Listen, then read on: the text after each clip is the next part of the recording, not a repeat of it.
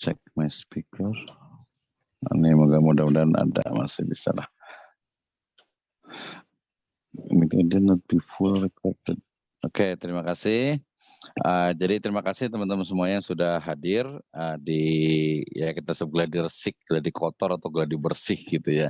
Intinya adalah latihan untuk webinar di esok insya Allah Sabtu ya jam 9 ya, 9 atau 9.30 ya. Nanti fleksibel ya untuk ininya waktunya. Tapi yang di link yang sudah ada, yang sudah saya buat, insya Allah sudah fix dan sesuai dengan waktunya. Tadi ada beberapa catatan yang perlu kita perhatikan ya.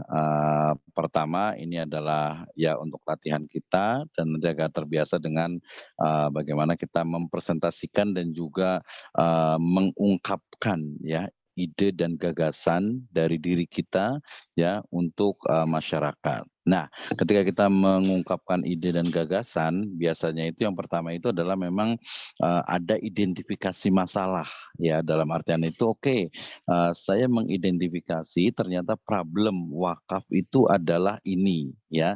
Jadi nanti dalam skala yang lebih spesifik itu memang masalah yang kita bahas itu masing-masing itu memang harus spesifik ya, dan tidak ada tadi overlapnya, tumpang tindihnya itu ya. Walaupun kalau untuk latihan ya nggak apa-apa juga sih sebenarnya gitu. Nah, kemudian tadi dari sisi sebenarnya sudah terlihat juga sih, misalnya tadi Pak Herdi fokus kepada landasan syariah dan hukum positif di Indonesia. Kemudian Pak Syukur fokus kepada tadi apakah fokus kepada nazirnya atau kepada manajemen wakafnya secara umum gitu kan. Problemnya seperti apa gitu. Kalau Pak Yan mungkin tadi masalah yang lebih kontemporer tadi misalnya bahas satu saja tentang rendahnya literasi gitu ya. Tadi bahasa lainnya adalah sosialisasi. Nah, apa nih kira-kira sosialisasi yang kita bisa lakukan ya.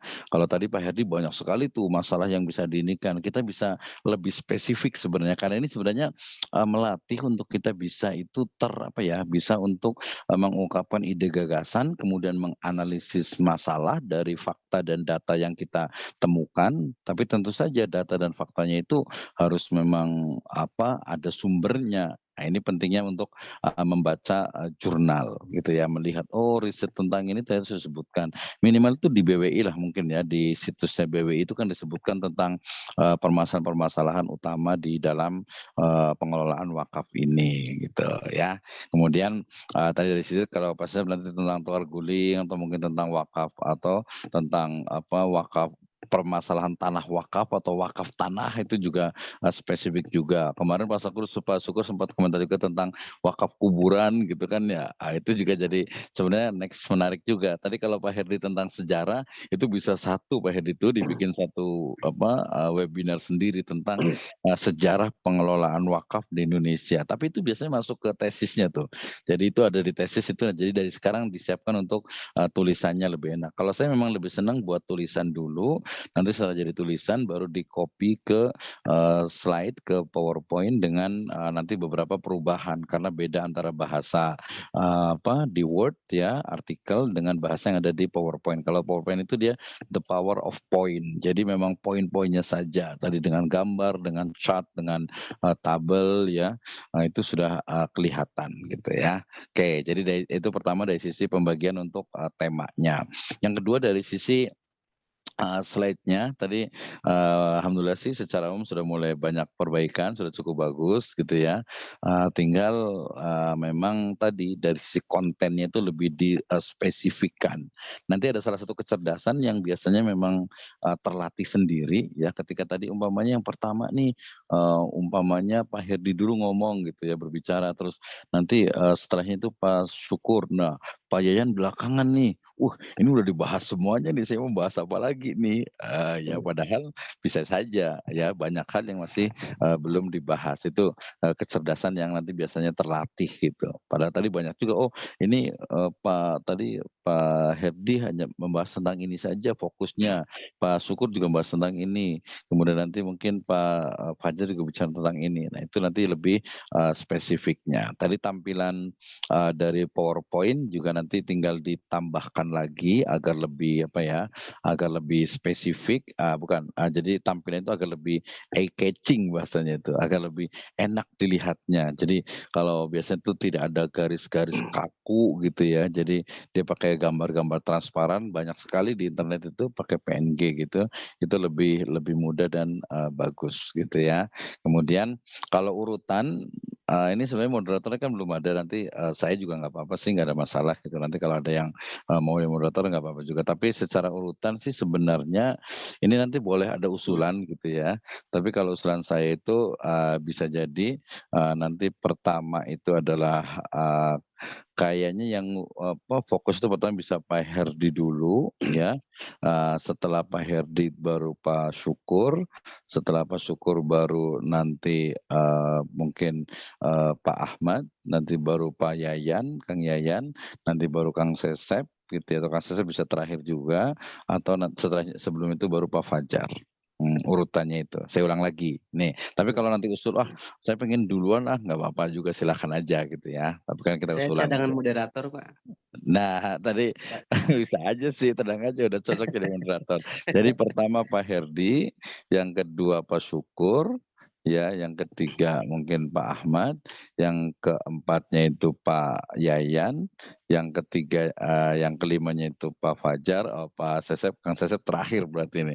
Bahkan mungkin bisa Terakhir, Pak. menyimpulkan. Jadi seolah-olah tuh gini, ini juga salah bahwa mengatakan moderator itu seolah-olah itu nggak pinter gitu ya, salah gitu. Justru moderator itu harus lebih pinter dari pembicara-pembicara itu gitu, karena memang dia arahnya itu adalah bisa mengkomunikasikan, bisa menyimpulkan, jadi dia tahu persis gitu.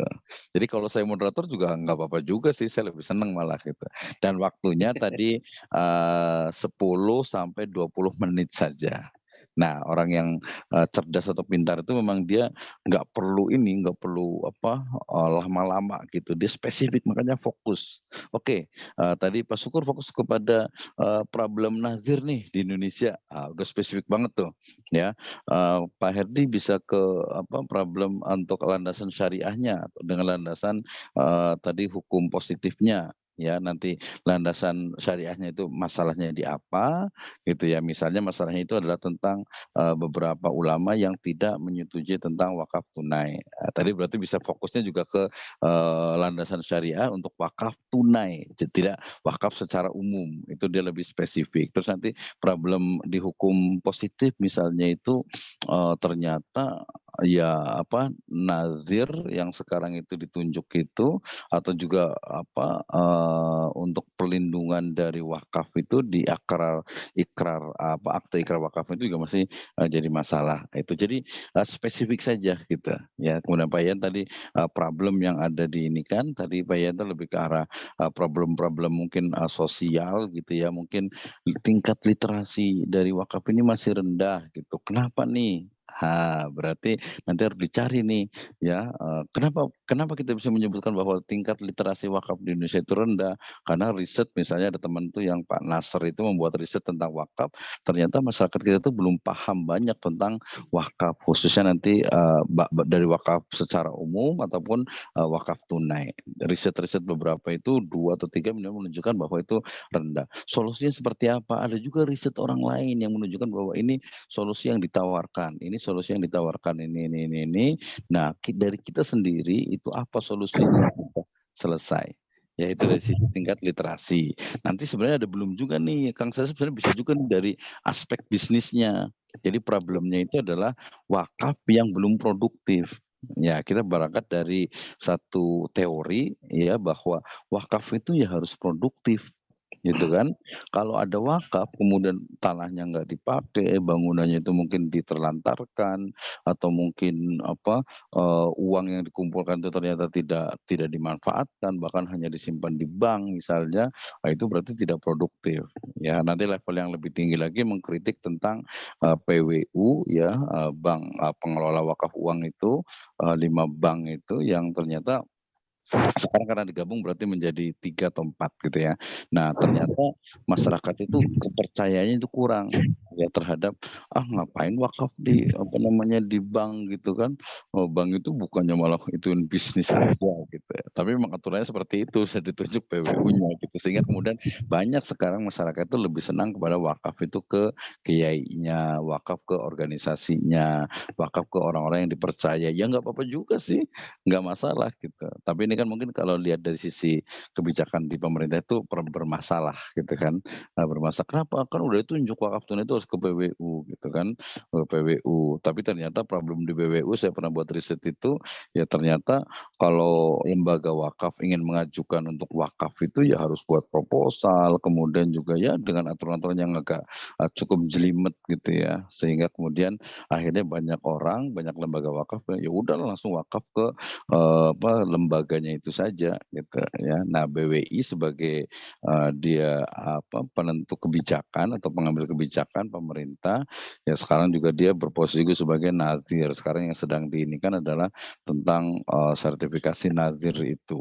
Ya ya secara umum sih ya sah-sah saja gitu. Cuma kadang kalau, ternyata nazirnya itu sendiri masih belum, profesional, nanti nyambung ke Pak, Syukur gitu. Tadi kalau Pak Fajar tadi yang izin lagi di KUA kecamatan itu, fokus kepada, bagaimana mekanisme untuk, pendaftaran akte ikrar, wakaf. Kalau Pak Ahmad tadi mungkin dia nggak banyak sih, paling 5 sampai 10 menit juga, selesai untuk meramaikan gitu ya. Ini kan biar kelihatan, wih banyak nih alhamdulillah respon dari, rektor, respon dari beberapa teman-teman ya, cukup bagus gitu.